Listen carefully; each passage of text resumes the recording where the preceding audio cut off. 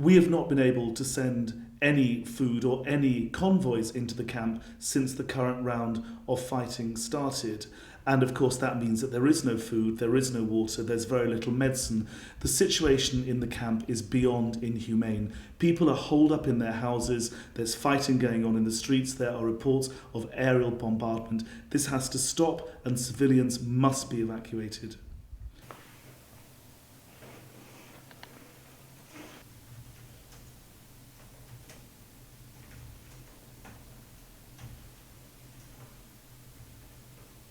I can tell you that the camp has been engulfed by intense armed conflict and the situation is very fluid and it's changing by the minute and by the hour, so it's impossible to be precise about who controls what.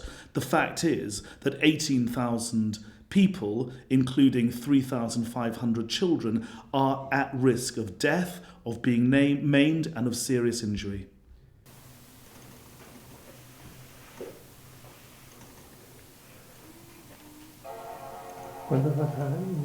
Yarmouk camp has been under siege for nearly 2 years. It's a camp in which women have died of childbirth for lack of medicine, children have died of malnutrition, so things were bad and things got worse when the fighting engulfed the camp. It's inhumane, and that's why we're saying there must be political action to make sure that civilians are protected and that the siege of Yarmouk can be lifted.